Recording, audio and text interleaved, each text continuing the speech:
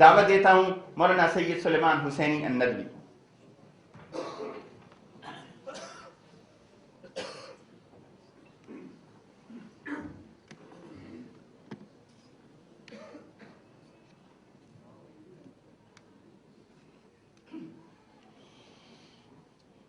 السلام علیکم ورحمۃ اللہ وبرکاتہ۔ الحمد للہ نحمده ونستعینه ونستغفره ونؤمن به ونتوکل علیہ ونعوذ باللہ من شرور انفسنا ومن سیئات اعمالنا من يهده الله فلا مضل له ومن يضلله فلا هادي له ونشهد أن لا إله إلا الله وحده لا شريك له ونشهد أن سيدنا ومولانا محمدا عبده ورسوله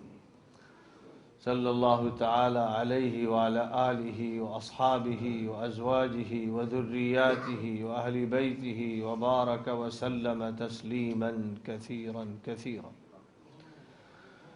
أما بعد فأعوذ بالله من الشيطان الرجيم. بسم الله الرحمن الرحيم. ما كان محمد أبا أحد من رجالكم ولكن رسول الله وخاتم النبيين وكان الله بكل شيء عليما. صدق الله العظيم. محترم بزرگوں اور دینی اور ایمانی بھائیوں اور بہنوں،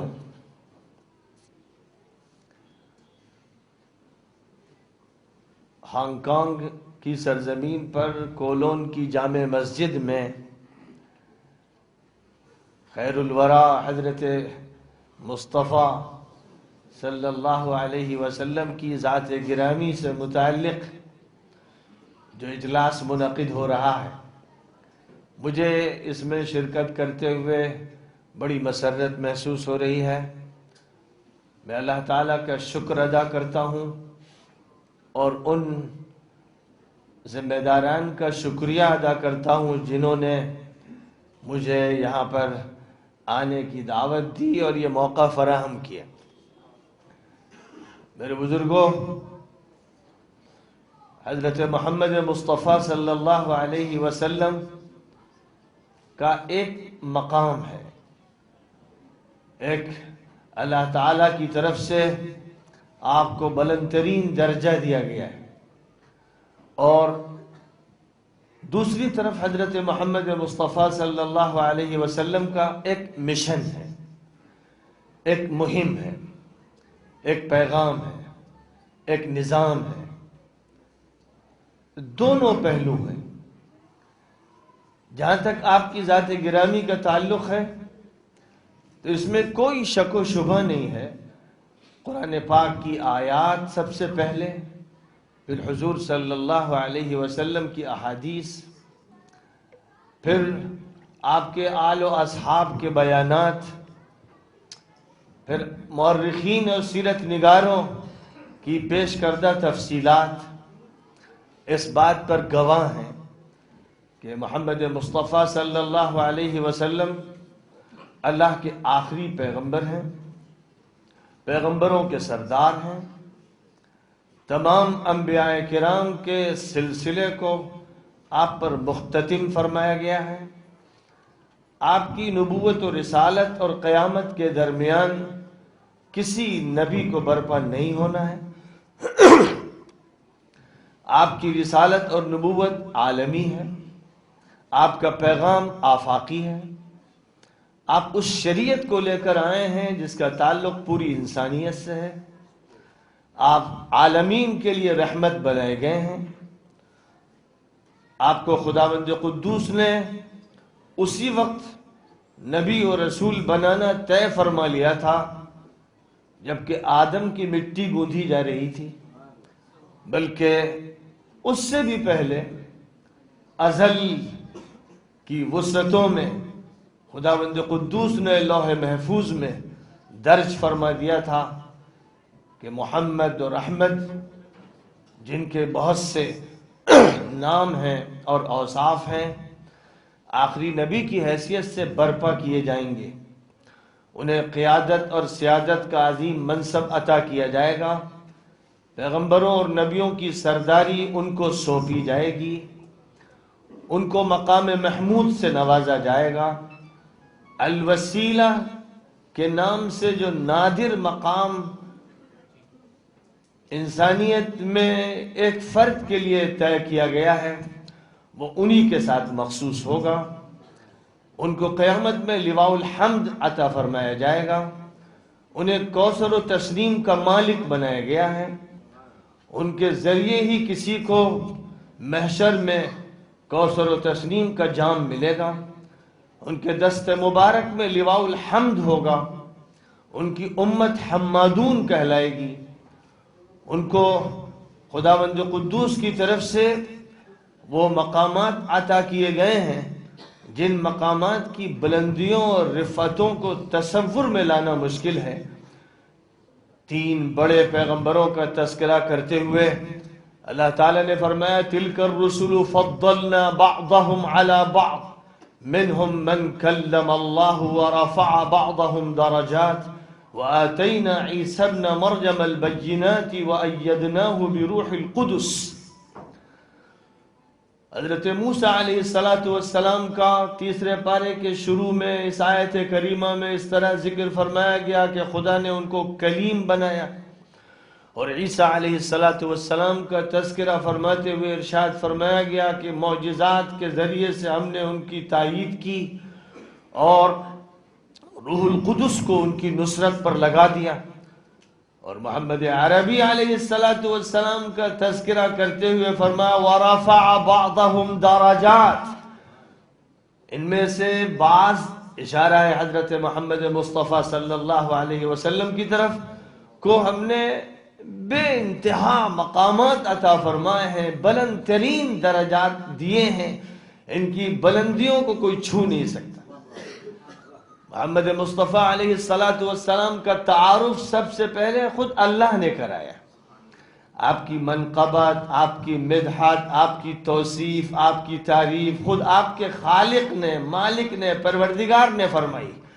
اگر حضور صلی اللہ علیہ وسلم کی سیرت طیبہ کا مطالعہ کرنا ہے تو سب سے پہلے قرآن پاک کا مطالعہ کرنا چاہیے۔ آپ کے بارے میں جب بعض اصحاب نے آپ کی زوجہ مطہرہ عائشہ صدیقہ رضی اللہ تعالیٰ عنہ سے یہ پوچھا تھا کہ آپ کے خصائل اور شمائل اور عادات، آپ کے اخلاق کے بارے میں کچھ بتائیں، تو انہوں نے فرمایا تھا کہ تم لوگ قرآن نہیں پڑھتے؟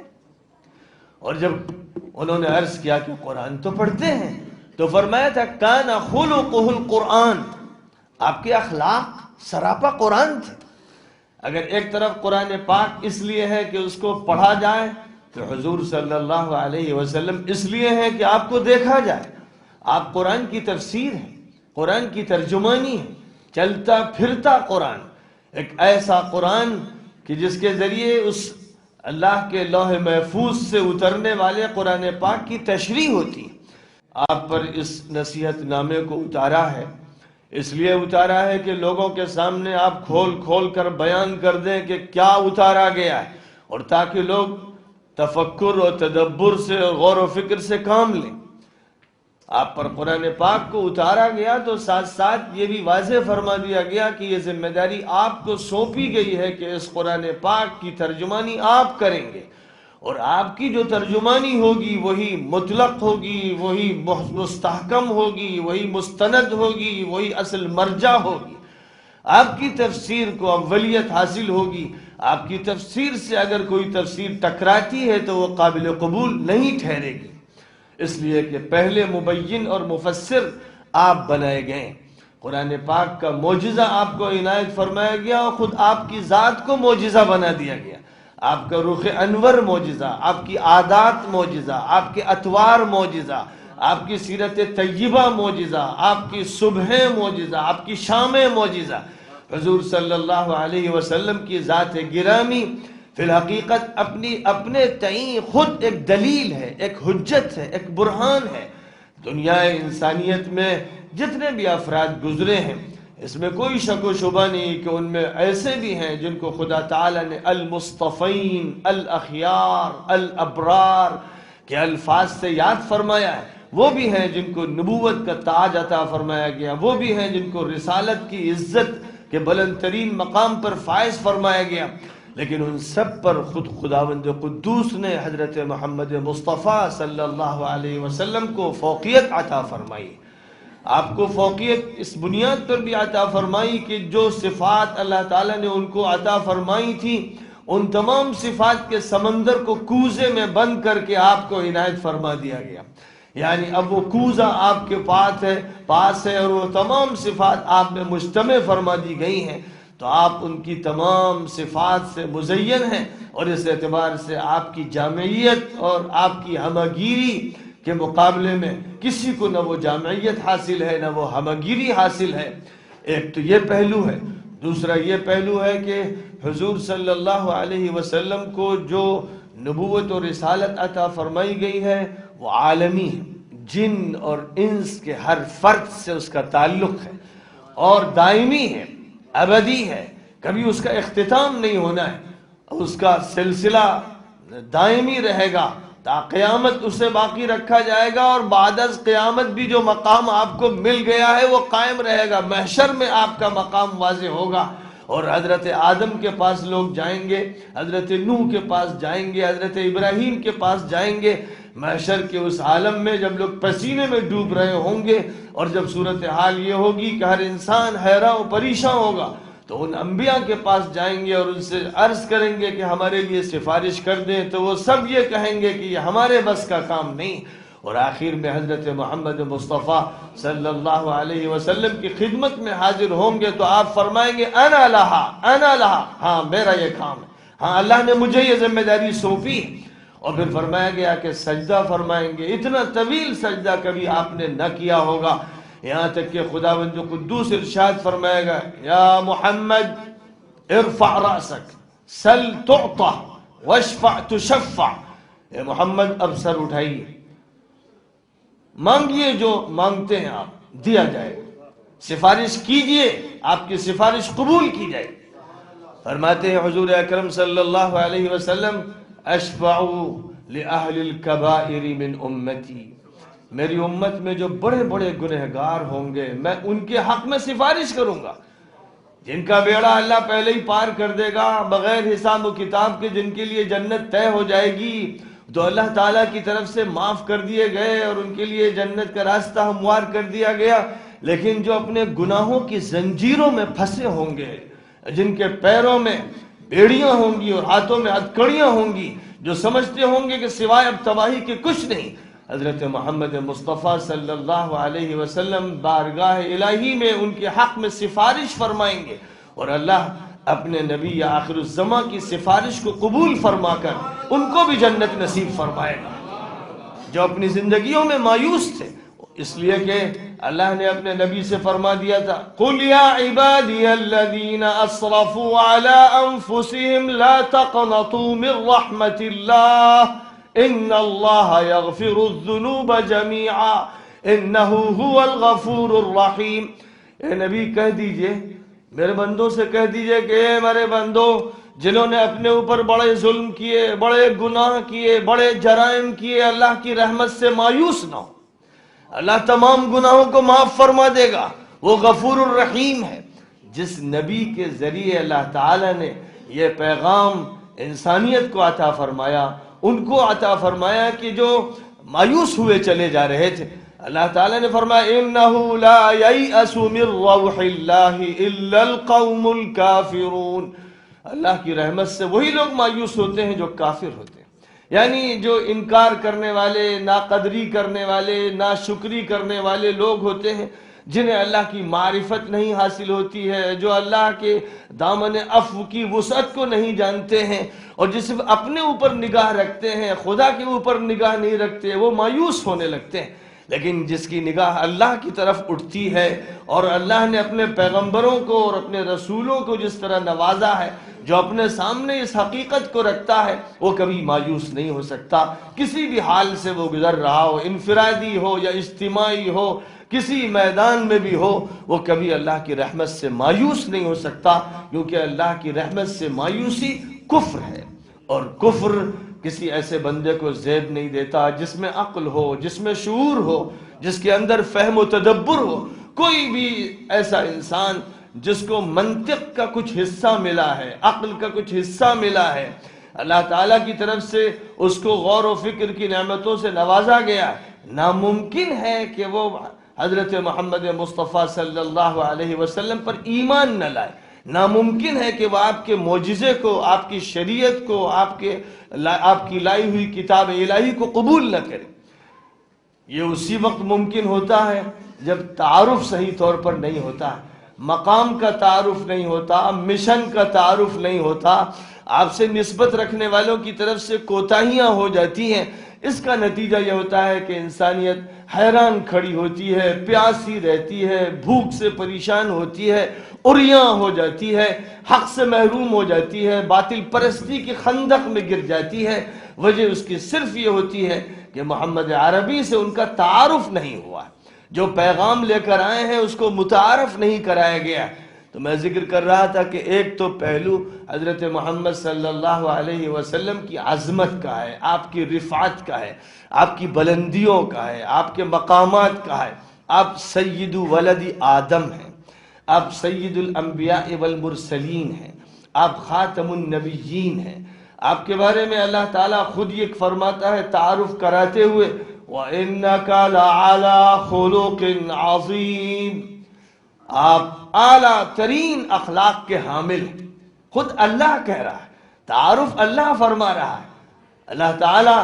آپ کا تذکرہ کرتا ہے تو پیار اور محبت کے ساتھ کہتا ہے کہ یہ میرے بندے ہیں۔ عبد کا لفظ لوگ سمجھتے ہیں کہ صرف اس کے معنی غلام کے ہیں یا صرف اطاعت کرنے والے کے ہیں۔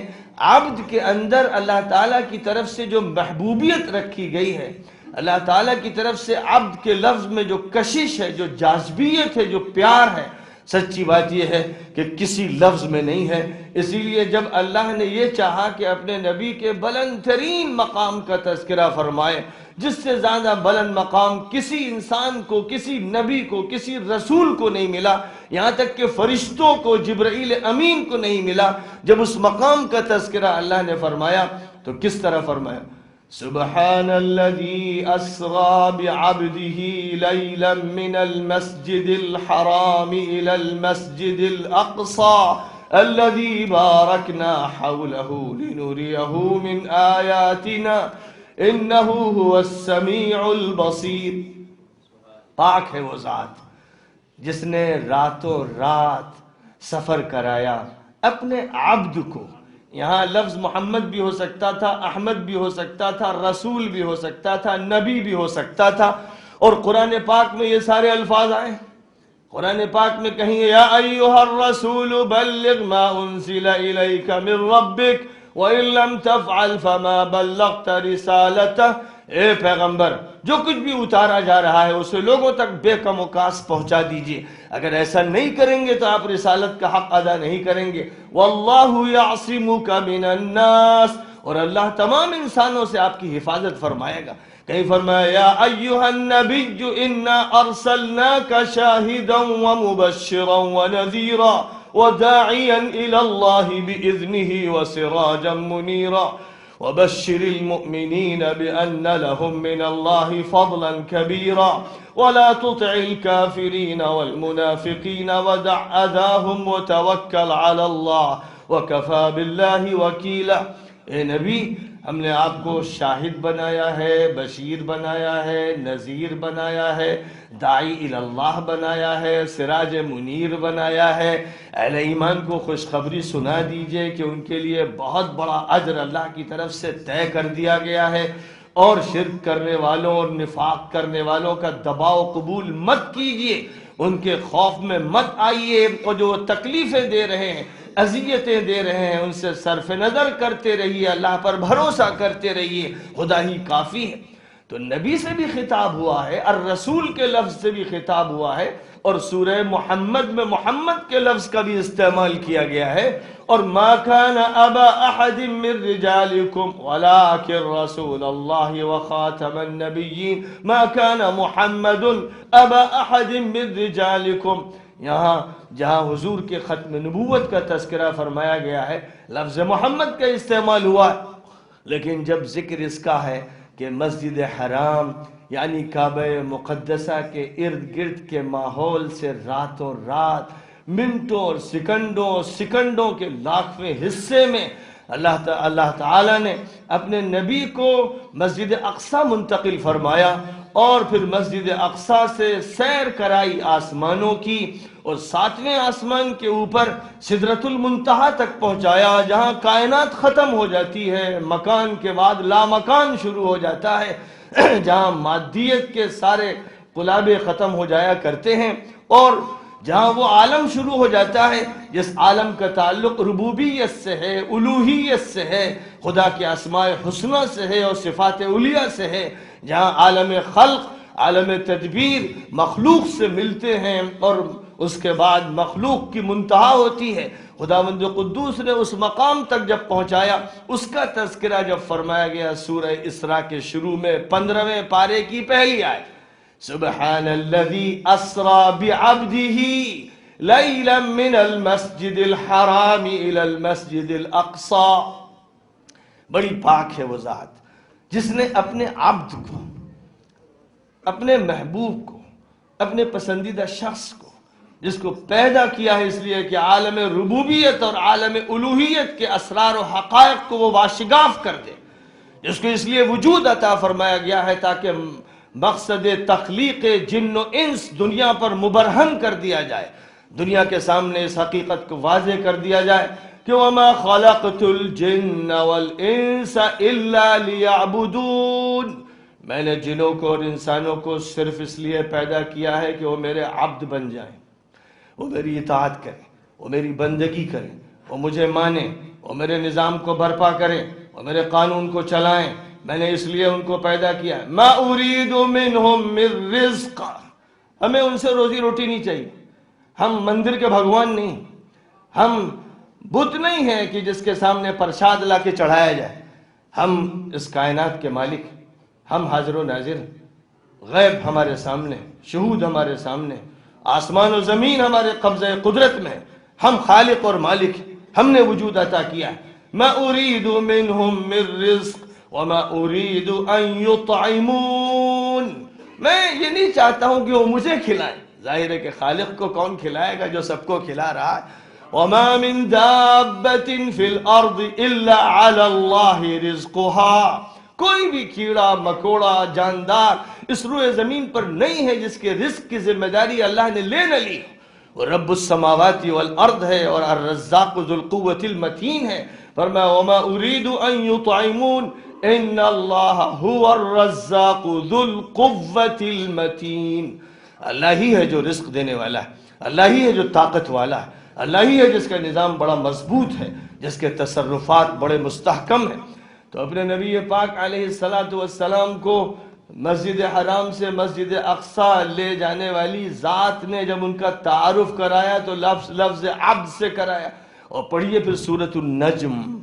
سورۃ النجم کو پڑھیے جس میں ذکر ہے آسمانوں کی سیر کا اور جبرائیل اور ان کے درمیان اس گفتگو کا جو قاب قوسین او ادنیٰ کی مسافت سے ہوئی تھی.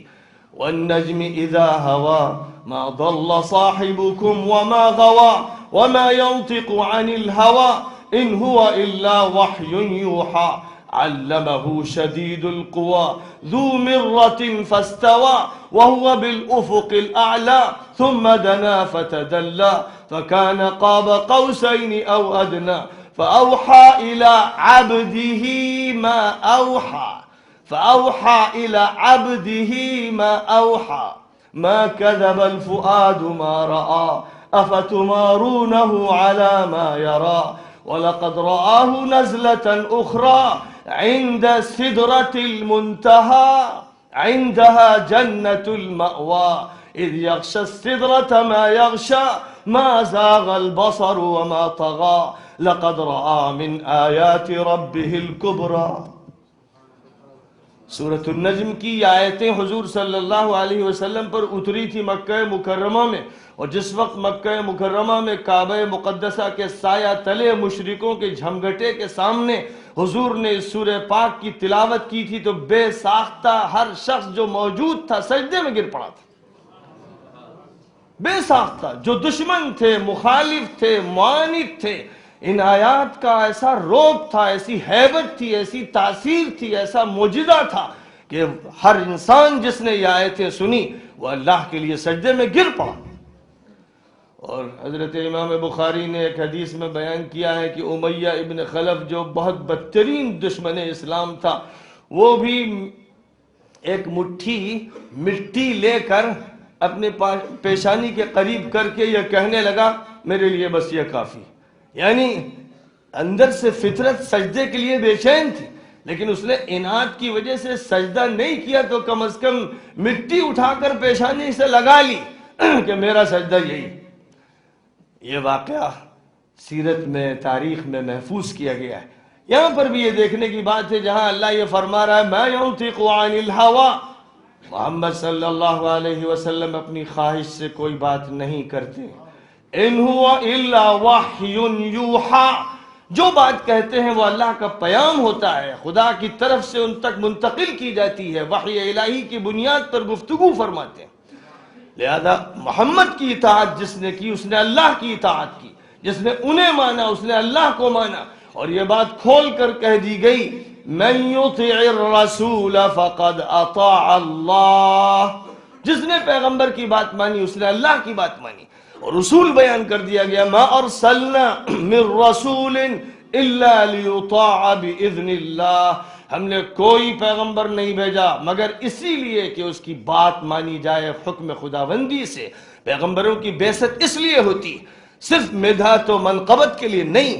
صرف ان کے تذکرے کے لیے نہیں۔ پیغمبر انقلاب لاتے ہیں، پیغمبروں سے تبدیلی وجود میں آتی، پیغمبر دنیا باطل کو ختم کر کے دنیا حق کو برپا کرتے ہیں، پیغمبروں کے ذریعے انسانیت کی کھیتی لہلہاتی، پیغمبروں کے ذریعے خدا کا نظام ایک باغ کی شکل میں، ایک چمن کی شکل میں وجود میں آتا ہے، پیغمبروں کے ذریعے جاہلیت کا قلع قمع کیا جاتا ہے اور حق کو وجود میں لایا جاتا ہے، پیغمبروں کے ذریعے تاریکیاں ختم کی جاتی ہیں، روشنی پھیلائی جاتی ہے،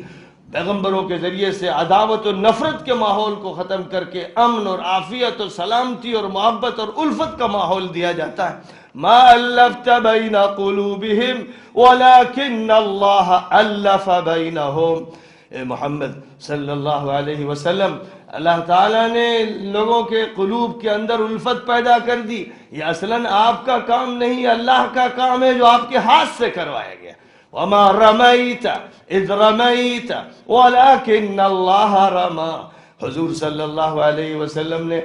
گھر سے نکلتے ہوئے مکہ مکرمہ سے مدینہ منورہ ہجرت کرتے ہوئے جب ایک مٹھی مٹی لی تھی اور پھینکی تھی تو جو لوگ قاتل بن کر آئے تھے وہ دشمن کے جنہوں نے ارادہ کیا تھا کہ آپ کو شہید کر دیا جائے گا، ان میں سے کوئی نہیں بچا کہ جس کی آنکھوں میں وہ مٹی پڑ نہ گئی ہو۔ اور جنگ بدر کے موقع پر بھی مٹی ہاتھ میں لی تھی اور پھینکی تھی کفار کی طرف، تو کوئی شخص ایسا بچا نہیں تھا کہ مٹی کے ریزے اور اس کے حصے اس کی آنکھ میں نہ داخل ہو گئے ہوں۔ تو اللہ نے فرمایا وما رمیت اذ رمیت ولکن اللہ رمی، جب آپ نے مٹی پھینکی تھی تو آپ نے نہیں پھینکی تھی، اللہ نے پھینکی تھی، ہاتھ آپ کا تھا لیکن اللہ کام کر رہا تھا، تصرف اللہ کا تھا، قدرت اللہ کی تھی، معجزہ اللہ کا تھا۔ نبی پاک علیہ السلام اللہ کے رسول، اللہ کے ترجمان، اللہ کے دائی، اللہ کے ساتھ ان کا رشتہ ایسا جوڑ دیا گیا کہ لا الہ الا اللہ کافی نہیں جب تک محمد الرسول اللہ نہ ہو جائے، ہماری نماز کی تکمیل نہیں ہو سکتی جب تک کہ حضرت محمد مصطفیٰ صلی اللہ علیہ وسلم پر درود نہ پڑھ لیا جائے، اور ہماری التحیات اس وقت تک مکمل نہیں ہوتی جب تک کہ السلام علیک ایھا النبی ورحمۃ اللہ وبرکاتہ کے الفاظ نہ پڑھ دیے جائیں، اور ہماری اذان کی تکمیل نہیں ہو سکتی جب تک کہ اشہد ان لا الہ الا اللہ کے ساتھ اشہد ان محمد الرسول اللہ نہ کہہ دیا جائے۔ تو اللہ کی وحدانیت اور محمد عربی علیہ السلام کی رسالت، ان دونوں کا وہ مرکب ہے، ان کا وہ عطر مجموعہ ہے کہ جن کے بغیر اسلام کے پہلے زینے پر قدم نہیں رکھا جا سکتا۔ نبی پاک علیہ الصلاۃ والسلام کے مقامات کے تذکرے قرآن پاک میں پڑھتے چلے جائیے۔ جبرائیل امین پہلی مرتبہ ایک اجنبی انسان کی شکل میں جب غار حرا میں آئے تھے، اور غار حرا میں نبی اکرم صلی اللہ علیہ وسلم 40 سال کی عمر کے بعد اور چند مہینوں کی سخت بے چینی کے بعد، لگتا تھا کلیجہ پھٹ جائے گا۔ اب ماحول دیکھتے تھے کہ اللہ کے ساتھ شرک ہو رہا ہے، کفر کیا جا رہا ہے، فسق و فجور کا ماحول، شرابیں پی جا رہی ہیں، لوگ جوا کھیل رہے ہیں، انسان کا شکاری بنا ہوا ہے، کمزوروں پر زیادتی کی جا رہی ہے، عورت کے حقوق مارے جا رہے ہیں، ننھی سی بچی جو پیدا ہوئی اسے مٹی کے نیچے دبایا جا رہا ہے۔ انسان کیسے ہو گئے؟ جاہلیت نے اپنی تنابیں کھینچ دی ہیں اور انسان اللہ سے محروم ہو گیا، اللہ کے قانون اور نظام سے غافل ہو گیا، پوری دنیا کو لوگوں نے جہنم زار بنا دیا۔ اس کو دیکھتے تھے تو تڑپتے تھے اور بھیڑ کے ماحول سے نکل کر جبل النور کے غار حرا میں جاتے تھے اور کئی راتیں گزارتے تھے، کئی دن گزارتے تھے اسی غار میں، بے چینی میں، سوچ بچار میں رہتے تھے کہ یا اللہ کوئی حل پیدا فرما دے۔ یہی وہ صورتحال ہے جس کا تذکرہ خداوند قدوس نے حضور کی سیرت کے صفحات کھولتے ہوئے فرمایا وَالضُّحَىٰ وَاللَّيْلِ إِذَا سَجَىٰ مَا وَدَّعَكَ رَبُّكَ وَمَا قَلَىٰ وَلَلْآخِرَةُ خَيْرٌ لَكَ مِنَ الْأُولَىٰ وَلَسَوْفَ يُعْطِيكَ رَبُّكَ فَتَرْضَىٰ أَلَمْ يَجِدْكَ يَتِيمًا فَآوَىٰ وَوَجَدَكَ ضَالًّا فَهَدَىٰ وَوَجَدَكَ عَائِلًا فَأَغْنَىٰ فَأَمَّا الْيَتِيمَ فَلَا تَقْهَرْ وَأَمَّا السَّائِلَ فَلَا تَنْهَرْ وَأَمَّا بِنِعْمَةِ رَبِّكَ فَحَدِّثْ۔ چھوٹی سی صورت میں پوری سیرت رسول صلی اللہ علیہ وسلم کا خلاصہ پیش کر دیا گیا۔ آپ کی زندگی قبل از نبوت، آپ کی زندگی بعد از نبوت، ماحول جاہلیت اور ماحول جاہلیت سے معرکہ آرائی، اور اس معرکہ آرائی میں غلبے کی بشارتیں اور اللہ تعالیٰ کی طرف سے پیشین گوئیاں مستقبل کے بارے میں کیا کیا مضامین ہیں جو ایک چھوٹی سے سورہ میں بیان کر دیے گئے ہیں۔ اور خداوند قدوس کے اعجاز کا تو عالم ہی یہی ہے کہ سورۃ الاخلاص ہو یا سورۃ العصر، سورۃ الکوثر ہو یا کوئی مختصر سی سورت، ہر سورت کے اندر مضامین کا ایک ٹھاٹھے مارتا ہوا سمندر ہے کہ مفسرین کے قلم خشک ہو گئے، لکھنے والے لکھتے لکھتے تھک گئے، بولنے والے بولتے بولتے تھک گئے، لیکن خداوند قدوس کے کلام کے راز اور معنی کا ٹھاٹھے مارتا ہوا سمندر کوئی سمیٹ نہیں سکا، نہ سمیٹ سکتا ہے۔ اسی لیے فرمایا تھا قُلْ لَوْ كَانَ الْبَحْرُ مِدَادًا لِكَلِمَاتِ رَبِّي لَنَفِدَ الْبَحْرُ قَبْلَ أَن تَنفَدَ كَلِمَاتُ رَبِّي وَلَوْ جِئْنَا بِمِثْلِهِ مَدَدًا۔ اے نبی کہہ دیجئے ان لوگوں سے کہ اگر سارے سمندر روشنائی بن جائیں اور دنیا کے تمام درختوں کی شاخیں قلم بن جائیں اور پھر لکھنے والے ان قلموں سے اس روشنائی میں ڈبو کر لکھتے چلے جائیں تو روشنائی خشک ہو جائے گی، قلم ٹوٹ جائیں گے، لیکن خداوند قدوس کی صفات اور کمالات ختم نہیں ہوں گے۔ اس خدا نے فرمایا تھا قسم ہے چاشت کے وقت کی، قسم ہے اس رات کی جو سہانی ہے، تمہارے پروردگار نے تمہیں چھوڑا نہیں، وہ تم سے ناراض نہیں، وہ تمہیں دے گا آئندہ ایسی نعمتیں، ایسی تم پر کرم فرمائیاں ہوں گی کہ تم خوش ہو جاؤ گے۔ کیا اس نے تم کو یتیم نہیں پایا تھا؟ پھر اس نے تمہاری یتیمی کی بنیاد پر سر پر ہاتھ رکھا، تمہارے لیے شفقت کا اور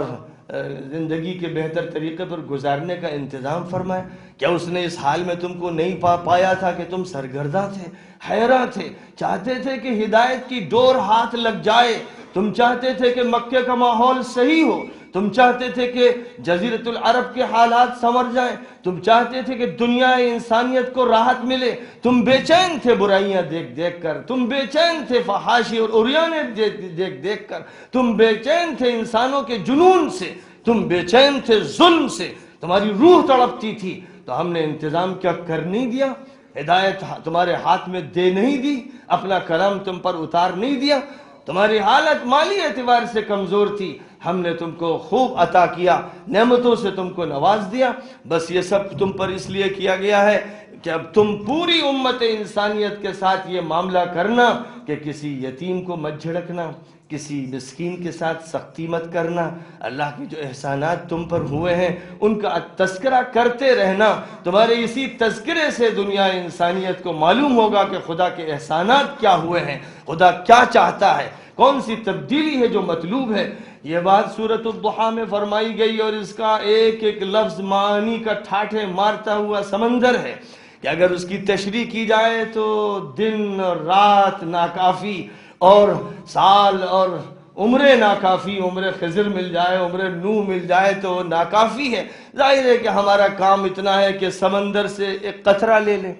بلکہ قطرے کا بھی 1,00,000واں حصہ لے لیں تو ہمارے نصیب کے لیے یہی بہت بڑی بات ہے۔ ہماری قسمت اسی سے چمک جائے گی کہ ہم نے حضور پاک علیہ السلام اور ان کے خالق و مالک اللہ وحدہ لا شریک لہ کے اسماء اور صفات کا کچھ حصہ اپنی سوئی کی نوک میں لے لیا، اور یہی ہمارے نصیب کے جاگنے کے لیے انشاءاللہ کافی ہوگا۔ خداوند قدوس نے اسی سورے کے بعد پھر آگے چل کر اپنے پیغمبر حضرت محمد مصطفیٰ صلی اللہ علیہ وسلم پر جو احسانات معنوی، جو احسانات آپ کے اوپر روحانی فرمائے ہیں، جن روحانی انعامات کے بارے میں تصورات مشکل ہیں، فرمایا الم نشرح لک صدرک، کیا ہم نے تمہارا سینہ نہیں کھول دیا، ووضعنا عنک وزرک، اور وہ بوجھ تم پر سے ہٹا نہیں دیا، الذی انقض ظہرک، جس نے تمہاری پیٹھ کو دوہرا کر رکھا تھا، ورفعنا لک ذکرک، اور تمہارے چرچے اور تذکرے کو ہم نے کتنا بلند کر دیا، فضاؤں میں تمہارا چرچا، بحر و بر میں تمہارا چرچا و تذکرہ، فرشتوں کی زبان پر تمہارا ذکر، جن و انسان کی زبان پر تمہارا تذکرہ، ورفعنا لک ذکرک فإن مع العسر يسرا، ان مع العسر يسرا فإذا فرغت فانصب وإلى ربك فارغب۔ دیکھو، دشواری کے ساتھ آسانی ہوتی ہے، مشقتوں کے ساتھ بھی سہولتیں ہوتی ہیں، اور جب اللہ تعالیٰ تم سے اپنا کام لے لے، تم اپنے منزل تک پہنچو تو بس اب اللہ سے لو لگائے رہو، اس کے حضور کھڑے رہو، اس سے مانگتے رہو، اس سے مغفرت طلب کرتے رہو۔ یہ بات اس سورہ پاک میں حضور کے مقامات کا تذکرہ کرتے ہوئے فرمائی گئی۔ حضرت عبداللہ آپ کے ننھے منھے بیٹے جس وقت اس دنیا سے رخصت ہوئے، کافروں نے اپنے گھروں میں دیے جلائے، چراغ روشن کیے، خوشیاں منائی کہ چلیے محمد کی نسل ختم ہوئی، کون ان کا نام لے گا؟ تو اللہ نے فرمایا اِنَّا أَعْطَيْنَاكَ الْكَوْثَرَ فَصَلِّ لِرَبِّكَ وَانْحَرْ إِنَّ شَانِئَكَ هُوَ الْأَبْتَرُ۔ ہم نے کوثر و تسنیم تمہیں دے دیا، ہم نے ہر نعمت زیادہ سے زیادہ تعداد و مقدار میں تمہیں دے دی۔ الکوثر کے دو معنی، ایک تو خاص وہ حوض کوثر جو قیامت میں محشر میں سامنے آئے گی، وہ بھی الکوثر سے مراد ہے، اور ہر نعمت بے انتہا کثیر مقدار میں، کثیر تعداد میں الکوثر کہلاتی ہے۔ فرمایا اِنَّا أَعْطَيْنَاكَ الْكَوْثَرَ، ہم نے تم کو بے تحاشا نعمتوں سے نواز دیا اور حوض و کوثر بھی تمہیں دے دی۔ فَصَلِّ لِرَبِّكَ وَانْحَرْ، بس اب اپنے پروردگار کے لیے نماز پڑھتے رہنا، قربانی کرتے رہنا۔ إِنَّ شَانِئَكَ هُوَ الْأَبْتَرُ،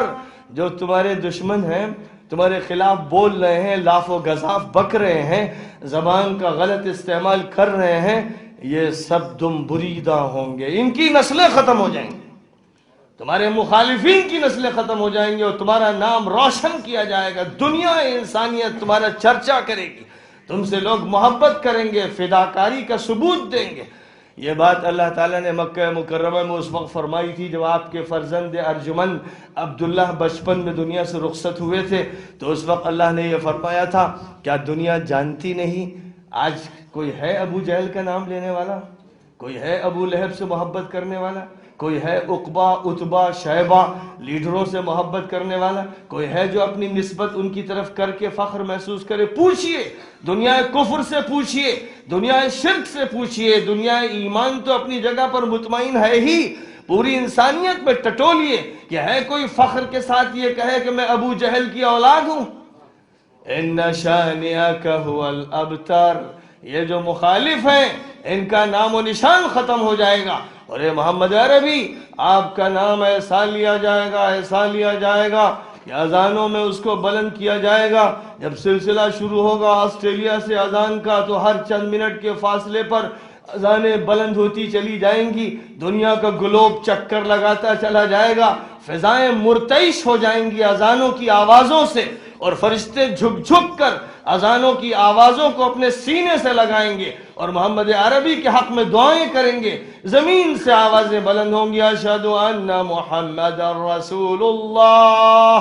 میں گواہی دیتا ہوں کہ محمد صلی اللہ علیہ وسلم اللہ کے رسول ہیں۔ یہ صدا بلند ہو رہی ہانگ کانگ میں، یہ صدا بلند ہو رہی میانمار میں، یہ صدا بلند ہو رہی ڈھاکے میں، یہ صدا بلند ہو رہی دلی میں، یہ صدا بلند ہو رہی ہے اسلام آباد میں، یہ صدا بلند ہو رہی کابل میں، یہ صدا بلند ہو رہی دنیا کے چپے چپے میں، یہ صدا بلند کی جا رہی شمال میں، جنوب میں، مشرق میں، مغرب میں۔ کون سا وہ کونا ہے جس کونے پر حضور اکرم صلی اللہ علیہ وسلم کا نام نامی بلند نہ ہو رہا ہو؟ زبانوں پر نام، دلوں میں نام، دماغوں کے سلوٹوں میں نام، فضاؤں میں نام، ایتھر میں نام، الیکٹرانکس میڈیا میں نام۔ دنیا میں کوئی جگہ ایسی باقی نہیں ہے جہاں اتنا نام لیا جاتا ہو کسی ایسے انسان کا جو اشرف المخلوقات میں بھی سب سے اشرف، اور جس کی بزرگی اور عظمت اللہ کے بعد سب سے بڑی بزرگی،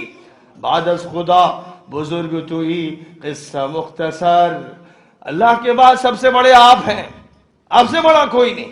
اللہ کے بعد سب سے بڑے آپ ہیں، اور یہ حق ہے، کلمہ حق ہے۔ اس کائنات میں اللہ کے بعد محمد عربی علیہ السلام سے بڑا کوئی نہیں۔ اللہ نے یہ مقام آپ کو عنایت فرمایا ہے، اور یہ آپ کے ساتھ مخصوص مقام ہے۔ اس مقام میں کوئی انسان بھی اس سلسلے میں نہ اعتراض کر سکتا ہے، نہ دلیل دے سکتا ہے۔ یہ مقام اللہ تعالیٰ نے آپ کے لیے مخصوص فرمایا ہے۔ تو میرے بزرگوں، یہ تو حضور کے مقام کی باتیں ہیں، اور کتنا تذکرہ قرآن پاک میں اس کا فرمایا گیا ہے۔ سورۃ الفاتحہ سے پڑھتے چلے جائیے تو جب آپ کہتے ہیں ایاک نعبد و ایاک نستعین اہدنا الصراط المستقیم صراط الذین انعمت علیہم، اے اللہ ہم تیری بندگی کرتے ہیں، تجھ سے مدد چاہتے ہیں، ہمیں راستہ دکھا دے ان کا کہ جن پر تیرا انعام ہوا، ان کا راستہ کہ جن کو تو نے خاص طور پر نوازا، تو وہ کون ہیں؟ وَمَن يُطِعِ اللَّهَ وَالرَّسُولَ فَأُولَئِكَ مَعَ الَّذِينَ أَنْعَمَ اللَّهُ عَلَيْهِمْ مِنَ النَّبِيِّينَ وَالصِّدِّيقِينَ وَالشُّهَدَاءِ وَالصَّالِحِينَ وَحَسُنَ أُولَئِكَ رَفِيقًا۔ جو بھی اللہ کی اور پیغمبر کی بات ماننے والا ہے وہ نبیوں کے ساتھ ہوگا، اللہ اس کو ان کی مرافقت عطا فرمائے گا۔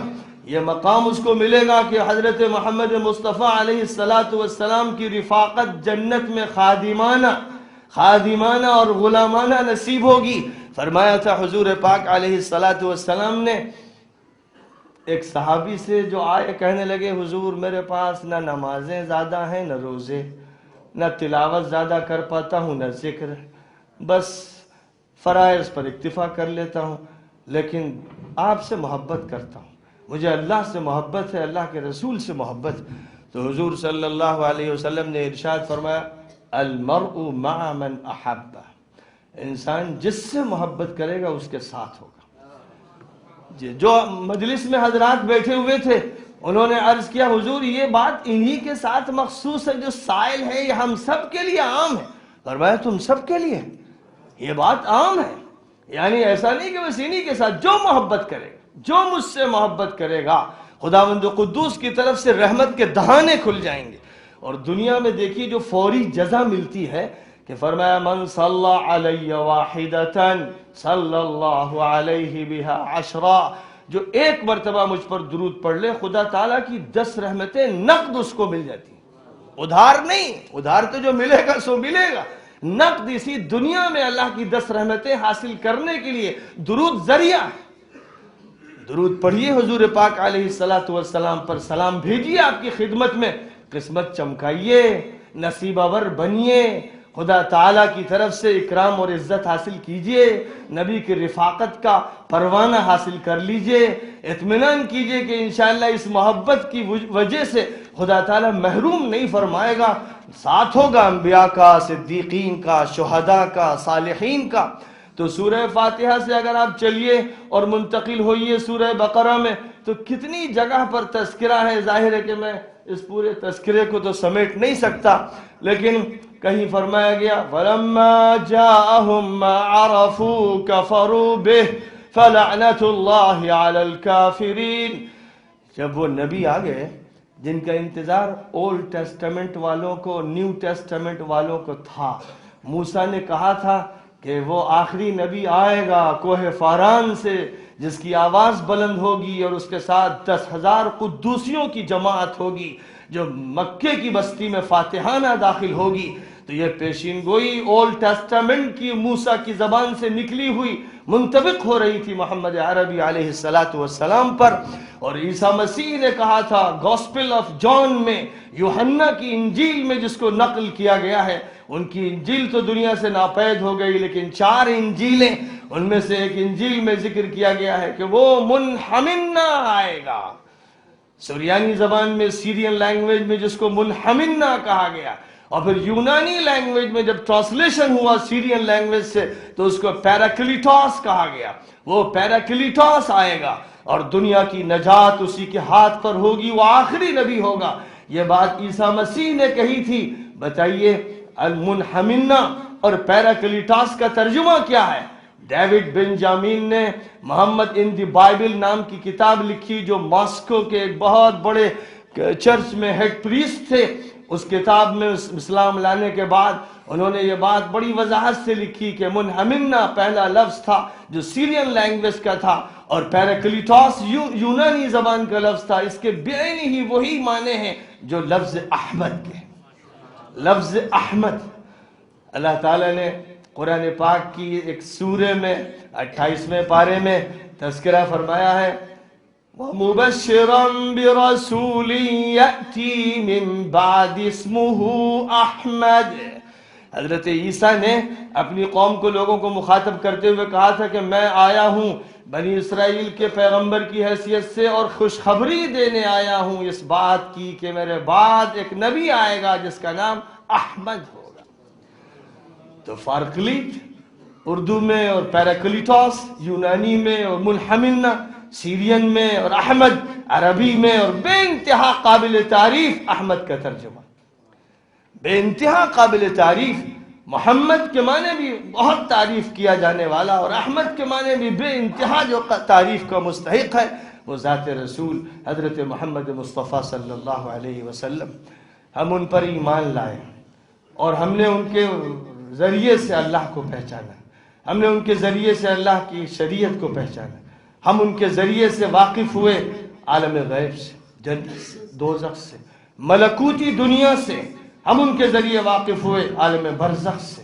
ہمیں ان کے ذریعے سے معلوم ہوا مقصد انسانیت، ہمیں یہ معلوم ہوا کہ انسان کی زندگی انفرادی اور اجتماعی کس طرح گزرنی چاہیے۔ انہوں نے ہمیں طہارت کا طریقہ بتایا، انہوں نے ہم کو عبادت کا سلیقہ سکھایا، انہوں نے معاشرت کے اصول بتائے، انہوں نے اقتصادیات اور معاشیات کا سسٹم عطا کیا، انہوں نے صحیح طریقے کی سیاست کا نقشہ دنیا کے سامنے پیش کیا، انہوں نے اخلاق کے اعلیٰ ترین اخلاق کی مثالوں کو دنیا کے سامنے رکھا، انہوں نے آپس کے برتاؤ کے بارے میں ایسی وضاحتیں فرمائیں کہ پہلے کبھی اس طرح کی وضاحتیں نہیں کی گئی تھی، انہوں نے جزیات، چھوٹی چھوٹی باتوں، کھانا کیسے کھائیں، بیٹھے کیسے، لیٹے کیسے، استنجے کس طرح جائیں،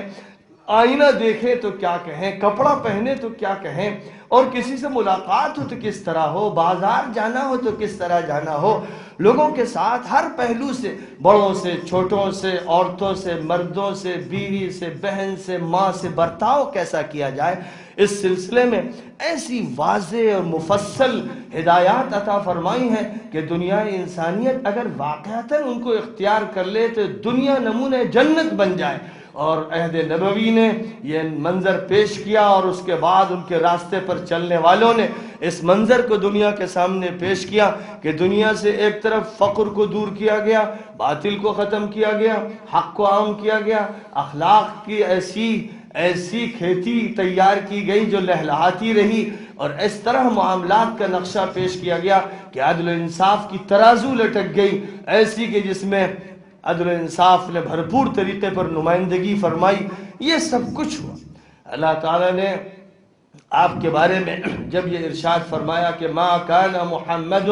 ابا احد من رجالکم ولکن رسول اللہ وخاتم النبیین، محمد صلی اللہ علیہ وسلم تمہارے مردوں میں سے کسی کے باپ نہیں، وہ اللہ کے رسول اور نبیوں کے سلسلے کو ختم فرمانے والے ہیں، خاتم النبیین ہیں۔ ان کے بعد کوئی نبی نہیں آئے گا، ان کے بعد ان کا کام، ان کے مشن کو لے کر ان کی امت کے دیوانے، ان کی امت کے افراد، ان کے غلام، ان کے دین کے علمبردار اٹھیں گے اور دنیا کے کونے کونے تک ان کی تعلیمات کو پہنچا دیں گے، اور پوری انسانیت کو باور کرا دیں گے کہ وہ سب کے ہیں، سب کے رسول ہیں، سب کے نبی ہیں۔ اللہ تعالیٰ نے ان سے کہلوائے تھے یا ایھا الناس اعبدوا ربکم الذی خلقکم والذین من قبلکم لعلکم تتقون۔ اے انسانوں، اس چھوٹے سے جلسے میں صرف مسلمان جمع ہوئے ہیں۔ ہانگ کانگ کا یہ جلسہ کسی چوراہے پر ہونا چاہیے تاکہ کوئی مرد، کوئی عورت، کوئی لڑکا، کوئی لڑکی، کوئی بدھسٹ، کوئی غیر مذہب والا ایسا باقی نہ رہے جس تک محمد عربی علیہ السلام کی تعلیمات کو منتقل نہ کر دیا جائے۔ ہم نے ان کی نبوت و رسالت کو حالوں میں، کمروں میں سمیٹ کر رکھ دیا۔ جن کی نبوت و رسالت نے صفا کی پہاڑی سے اعلان کیا تھا، اور جبرالٹر پر ان کے غلاموں نے اس کا اعلان کیا تھا، اور ترکستان اور سنکیان کے چوراہوں پر اور میدانوں میں جس کا اعلان کیا گیا تھا، شمال و جنوب کا کوئی علاقہ چھوڑا نہیں گیا تھا جہاں ان کا ڈنکا نہ بجایا گیا ہو۔ ان کے غلاموں نے کیونکہ جانا تھا کہ خدا کہتا ہے یا ایھا الناس اعبدوا ربکم الذی خلقکم، اے انسانوں اپنے اس پروردگار کی بندگی کرو جس نے تمہیں پیدا کیا، تم سے پہلے جو انسان گزرے ان کو پیدا کیا تاکہ تم اس کی پکڑ اور عذاب سے بچ سکو۔ اللہ نے فرمایا تھا اپنے نبی سے وَمَا أَرْسَلْنَاكَ إِلَّا رَحْمَةً لِلْعَالَمِينَ، ہم نے تم کو سارے جہانوں کے لیے، سارے طبقات انسانی کے لیے رحمت بنا کر بھیجا ہے۔ اللہ نے فرمایا تھا وَمَا أَرْسَلْنَاكَ إِلَّا كَافَّةً لِلنَّاسِ بَشِيرًا وَنَذِيرًا، ہم نے تم کو تمام انسانوں کے لیے بشیر و نذیر بنایا ہے، یعنی جو لوگ بات قبول کریں انہیں خوشخبری دو، اور جو ابھی دور ہٹیں، دشمنی کریں، انہیں اللہ کے عذاب سے ڈرا دو، بتا دو کہ تمہاری پکڑ ہو جائے گی جزا و سزا کے نظام میں۔ فرمایا گیا قل یا ایھا الناس انی رسول اللہ الیکم جمیعا، کہہ دیجئے کہ انسانوں میں تم سب کا رسول ہوں۔ مجھے بتائیے کہ مسلمانوں نے اپنا قومی رسول بنا لیا، اگر عیسائیوں نے یہ سمجھا کہ عیسیٰ ہمارے رسول ہیں یا سن آف گاڈ ہیں یا چنی اور چنا، اور یہودیوں نے سمجھا کہ موسیٰ ہمارے رسول ہیں، اور دنیا کی قوموں نے رسولوں کو بانٹ لیا، تو محمد عربی علیہ السلام نے فرمایا کہ یہ تفریقے کا موضوع نہیں ہے، یہ وحدت کا موضوع۔ اللہ ایک ہے اور اس کا نظام ایک ہے، اور اس کے سارے پیغمبر اور انبیاء ایک لڑی میں پروئے ہوئے ہیں، اور میں ان کی آخری کڑی ہوں۔ میں یہ بتانے آیا ہوں قولوا آمنا باللہ وما انزل الینا وما انزل الی ابراہیم واسماعیل واسحاق ویعقوب والاسباط وما اوتی موسیٰ وعیسیٰ وما اوتی النبیون من ربهم لا نفرق بین احد منہم ونحن له مسلمون۔ اسلام کا یہ جامع عقیدہ دیکھیے،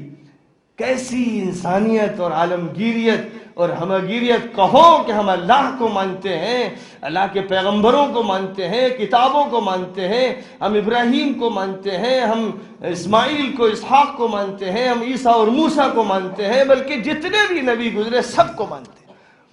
تو یہ جامع ایمان ہے، اور یہ جامع ایمان اس لیے دیا گیا تھا کہ اس امت کو نبی کی بعثت کے ساتھ برپا کر دیا گیا تھا، کہ دنیا انسانیت کے سامنے حق کے دلائل پیش کر کے بھٹکی ہوئی انسانیت کو راستہ دکھائے. فرمایا گیا تھا کنتم خیر امت اخرجت للناس، تم بہترین امت ہو، تمام انسانوں کے لیے تم کو برپا کیا گیا ہے. آج دنیا انسانیت کو نفرتوں میں بانٹنے والے اور جنہوں نے ملکوں کو تقسیم کیا، لکیریں بنا دیں، سینے چیر دیے، زمینوں کے حصے بکھرے کر دیے، جو ظلم کیا آیا تھا وہ پیغمبر پوری دنیا کو ایک گھر کا آنگن بنانے کے لیے. لوگ بات کرتے ہیں گلوبلائزیشن کی، لیکن گلوبلائزیشن کے ساتھ آگ ہے، شعلے ہیں، بم ہے، تباہیاں ہیں، فحاشی ہے، بدکاری ہے. اور وہ پیغمبر آخر الزمان آیا تھا پوری دنیا کے لیے رحمت لے کر، امن لے کر، سلامتی لے کر، نعمت لے کر، اور آیا تھا کہ گلوبلائزیشن کا دور میں شروع کر رہا ہوں. میں پکارتا ہوں پوری دنیا کے لوگوں کو، اے تمام انسانوں، آؤ حق پر سب جمع ہو جائیں. تعالوا یا اہل الکتاب تعالوا الى کلمة سواء بیننا وبینکم الا نعبد الا اللہ ولا نشرک به شیئا ولا يتخذ بعضنا بعضا اربابا من دون اللہ. فرمایا گیا تھا اے یہودیوں، عیسائیوں، ہندوؤں، سکھوں، دنیا کی تمام قوم کو مذہب کے ماننے والے لوگوں، آؤ کامن جو چیزیں ہیں ان پر اتفاق تو کر لیں. ایک اللہ، تم اس کو ایشور کہتے ہو، لاٹ کہتے ہو، گاڈ کہتے ہو، ہم اللہ کہتے ہیں، کوئی پرماتما کہتا ہے. ان ناموں سے حقیقت نہیں بدلتی. آؤ اس اللہ کی عبادت کے لیے، اس کی وحدانیت کے لیے متفق ہو جائیں.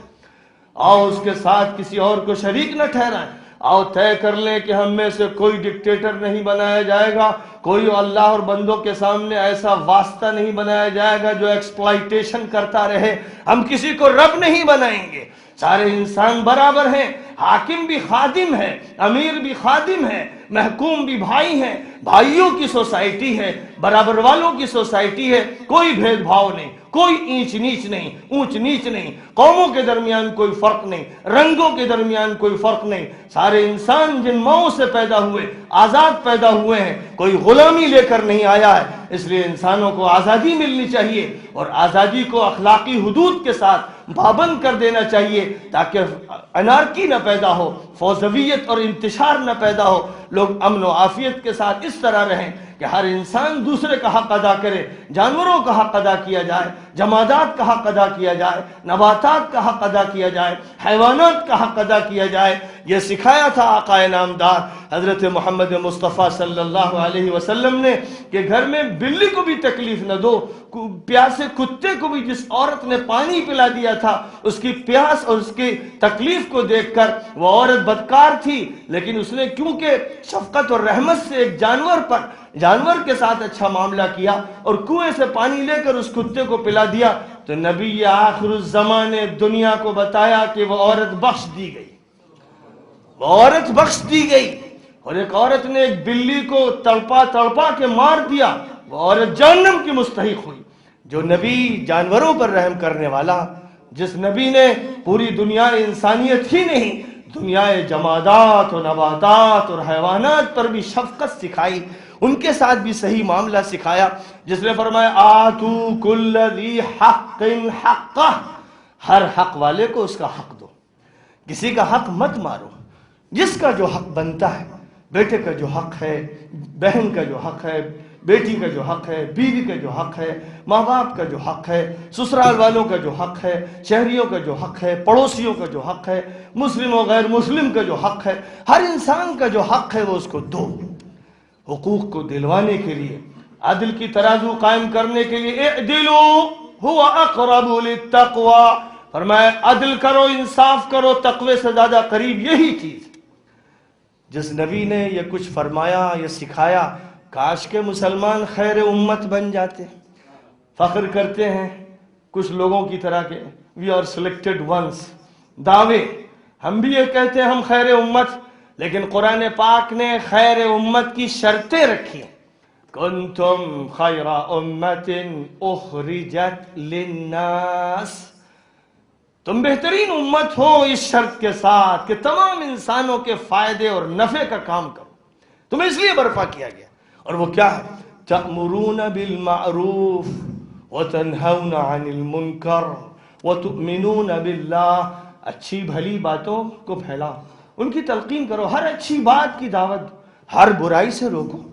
ہر خرابی سے لوگوں کو بچاؤ۔ ایسا نہ ہو کہ کوئی زہر کھا لے، ایسا نہ ہو کہ اپنے ہاتھ پر کلہاڑی چلا لے، ایسا نہ ہو کہ اپنی آنکھیں پھوڑ لے، ایسا نہ ہو کہ اپنی عقل پر قفل چڑھا لے، ایسا نہ ہو کہ اپنی روحانیت سے محروم ہو جائے، ایسا نہ ہو کہ پیغمبروں سے اس کو واقفیت حاصل نہ ہو، ایسا نہ ہو کہ اللہ کی معرفت اسے نصیب نہ ہو، ایسا نہ ہونے پائے۔ اس لیے ہر انسان کی ضرورت پوری کرو، ہر انسان کا خیال رکھو، جنوں سے تعلق اور رابطہ ہو تو ان سے بھی کہو کہ ایمان لے آؤ، پیغمبر کو مانو۔ جب جن مسلمان ہوئے تھے حضور اکرم صلی اللہ علیہ وسلم سے مکہ مکرمہ میں ان کی ملاقات ہوئی تھی تو وہ اپنے ساتھیوں کے پاس گئے تھے اور جا کر کہا تھا کہ ہم نے ایک ایسا کلام سنا ہے جو معجزانہ ہے، ایک ایسے نبی کو دیکھا ہے جس کو اللہ نے برپا فرمایا ہے، اے میری قوم کے لوگوں تم بھی ایمان لاؤ۔ سورۃ الجن کا مطالعہ کیجئے، اس سورۃ الجن وَأَنَّا مِنَّا الْمُسْلِمُونَ وَمِنَّا الْقَاسِطُونَ فَمَنْ أَسْلَمَ فَأُولَئِكَ تَحَرَّوْا رَشَدًا۔ ہم میں اچھے لوگ بھی ہیں، برے لوگ بھی ہیں، مسلمان بھی ہیں اور ایسے بھی ہیں جو غلط کار ہیں، ظلم کرتے ہیں۔ ظاہر ہے کہ جو اچھے لوگ ہیں ان کو اللہ تعالیٰ جنت عطا فرمائے گا اور جو بگڑے ہوئے ہیں ان کا انجام بڑا خراب ہوگا۔ یہ باتیں سورۃ الجن میں 29ویں پارے میں اللہ تعالیٰ نے جنوں کی زبانی سنا کر قرآن پاک میں انہیں درج فرما دیا۔ فرمایا وَكَذَلِكَ جَعَلْنَاكُمْ أُمَّةً وَسَطًا لِتَكُونُوا شُهَدَاءَ عَلَى النَّاسِ وَيَكُونَ الرَّسُولُ عَلَيْكُمْ شَهِيدًا۔ اے لوگو، ہم نے تم کو ایک ایسی امت بنایا ہے جو درمیانی ہے، افضل ہے، معتدل ہے، اور اس لیے تم کو بنایا اور اٹھایا ہے تاکہ تمام انسانوں کے سامنے تم حق کی گواہی دو۔ پیغمبر نے تمہارے سامنے حق کی گواہی پیش فرما دی، اب تم پر ذمہ داری ڈال دی گئی ہے کیونکہ کوئی نبی نہیں آئے گا، کار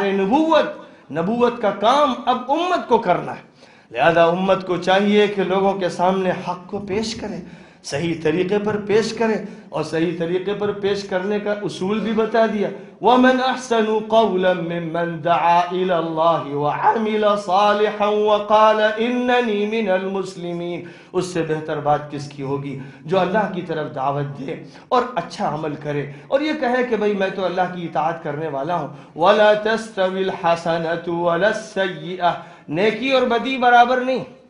دونوں برابر نہیں۔ ادفع باللتی ہی احسن، تو اچھے طریقے پر برائی کو دور کرو۔ فَإِذَا الَّذِي بَيْنَكَ وَبَيْنَهُ عَدَاوَةٌ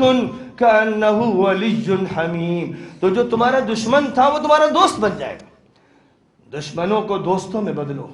جو دور ہیں ان کو قریب کرو، جو انجان ہیں ان کو علم دو، جو ناواقف ہیں ان کو واقفیت عطا کرو، جو پیاسے ہیں انہیں پانی دو، جو بھوکے ہیں انہیں کھانا دو، جن کے پاس کپڑے نہیں انہیں کپڑا دو۔ تمہارے پروردگار نے فرمایا کہ وہ انسان سب سے زیادہ مجھے محبوب اور قریب ہیں جو میرے کنبے کا خیال رکھیں۔ فرمایا الخلق عیال اللہ، ساری مخلوق اللہ کا کنبہ ہے، یہ حدیث قدسی ہے۔ حضور پاک علیہ السلام نے اللہ تعالیٰ سے اس کو نقل کر کے سنایا، فرمایا کہ ساری مخلوق اللہ کا کنبہ ہے، جو اللہ کی مخلوق کی کسی فرد کے ساتھ اچھا سلوک کرے گا اللہ سب سے زیادہ اس سے محبت فرمائے گا۔ تو جہاں تک تعلق ہے اللہ کی طرف سے کرم فرمائی کا، بندوں سے فرمایا گیا کہ تم بھی رحم کرنا سیکھو۔ الراحمون یرحمہم الرحمن ارحموا من فی الارض یرحمکم من فی السماء،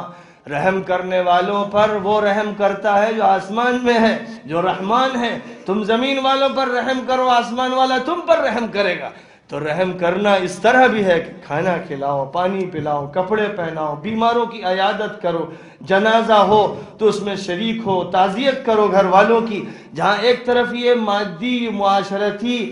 نیکی اور تقوی ہے، ویسے ہی سب سے بڑی بات یہ ہے کہ انسانوں کو ان کے اللہ کے قریب کر دو، انسانوں کو ان کے نبی کے قریب لے آؤ، قرآن کے تحفے دو،